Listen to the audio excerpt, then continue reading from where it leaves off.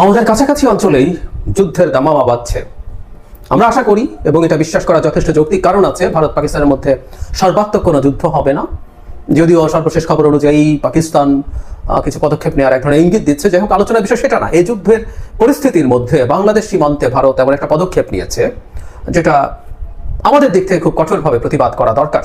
ভারত ফাজলামো করছে for sure. সেটা হলো খাগড়াছড়ির বিভিন্ন সীমান্ত দিয়ে 66 ভারতীয় নাগরিকের অনুপ্রবেশ।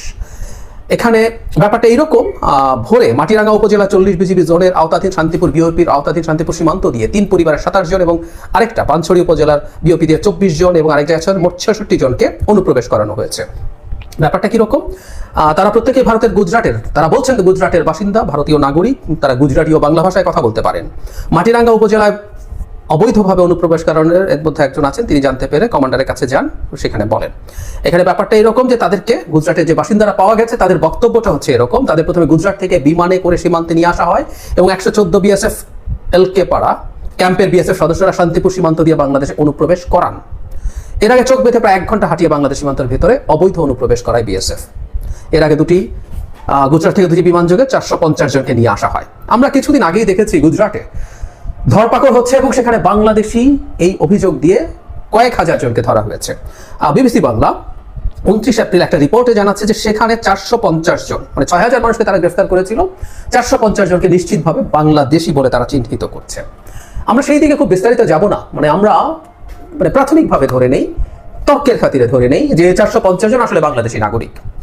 যদি বাংলাদেশি নাগরিক হয়ে থাকে, এই আলাপ আমরা দীর্ঘদিন থেকে করেছি, ভারতে গিয়ে ভারতের আহামরি অবস্থা না, সেখানে বাংলাদেশের লোকজনকে যেতে হবে, সত্যি তাই। তারপর আমরা তর্কের খাতিরে ধরে নিচ্ছি 450 জন বাংলাদেশি নাগরিক।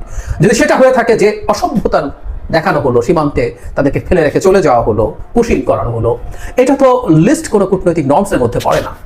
তারা কি বাংলাদেশের সাথে কথা বলেছিল, সরকারের সাথে কথা বলেছিল? এই প্রশ্নগুলো আমরা করতে চাই, করতে হবে।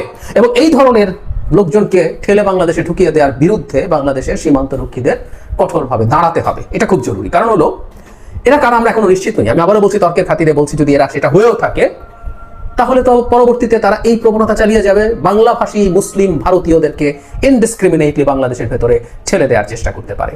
আর রোহিঙ্গারা আছে, এর আগে ভারত তাদের এলাকায় যেসব রোহিঙ্গা চলে গিয়েছিল তাদেরকেও ধরে ধরে বাংলাদেশের মধ্যে ঢুকিয়ে দেওয়ার চেষ্টা করেছে। আমি কোথাও দেখলাম যে অন্যান্য সীমান্তে একই ধরনের প্রবণতা ভারতের আছে। আমরা এটাকে একটা স্পষ্ট উস্কানি হিসাবে দেখব।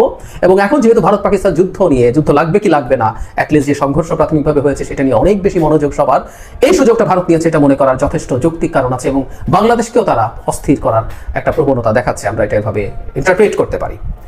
আমাদের সরকারের উচিত হবে এই যাদেরকে এভাবে ঠেলে পাঠিয়ে দেওয়া হয়েছে তাদেরকে পুশব্যাক করা। এটা আমি সিরিয়াসলি মনে করি, পুশব্যাক করা, ভারতকে কঠোরভাবে এটার প্রতিবাদ করা, যেন এই প্রবণতা তারা চালিয়ে না যায়।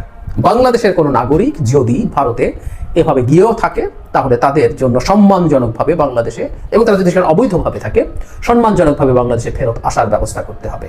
এই প্রসঙ্গে আমরা একটু বলে রাখবো, বাংলাদেশ সরকারের আসলে পাল্টা ব্যবস্থা নেওয়ার চিন্তা করা উচিত। বহু ভারতীয়, হাজার হাজার ভারতীয় বাংলাদেশে অবৈধভাবে থাকে। 2 রকম অবৈধতা আছে, ভিসার মেয়াদ পার হয়ে গেছে তারপরও আছে, আবার অবৈধতা এরকম যে টুরিস্ট ভিসা নিয়ে এসে চাকরি করে, রীতিমতো একটা গ্যাপ দিয়ে ভারত থেকে ঘুরে এসে, এরকম নানান অবৈধ ভারতীয়রা বাংলাদেশে চাকরি করে, বিরাট অঙ্কের বিদেশি মুদ্রা তারা নিয়ে যায় বৈধ এবং অবৈধ চ্যানেলে। আমাদের সরকারের উচিত ভারতের তাদের উপরে ক্র্যাকডাউন চালানো। এই অবৈধ নাগরিকদের এমনি সরিয়ে দেওয়া দরকার। বাংলাদেশে তরুণদের মধ্যে বেকারত্বের মারাত্মক সমস্যা আছে, এগুলো তরুণদের চাকরি নিশ্চিত করার জন্য খুব ভালোভাবে কাজ করতে পারে।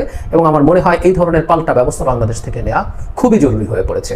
ভারতের মতো দেশ এসব ফাজলামো করবে এবং এইসব ফাজলামো আসলে পাল্টা কঠোরতা দিয়েই আসলে এটার বিরুদ্ধে দাঁড়ানো দরকার। আমার মনে হয় সরকারের সবগুলো অপশন এখনো যাদেরকে এভাবে দিয়ে যাবে তাদেরকে পুশব্যাক করা, এবং কেন আমার সাথে আলোচনা ছাড়া এসব করা হয়েছে এটার জন্য ভারতকে জবাবদিহির আওতায় আনা। এবং বাংলাদেশে এটা ইভেন এদেরকে পাঠাক বা না পাঠাক, বাংলাদেশে যেসব ভারতীয় অবৈধভাবে আমাদের সন্তানদের, আমাদের ভাইদের, আমাদের এই মাটির সন্তানদের বেকার রেখে প্রচুর টাকা পয়সা নিয়ে যায়, সেটার বিরুদ্ধে সরকারের ব্যবস্থা অনতিবিলম্বে নেওয়া উচিত।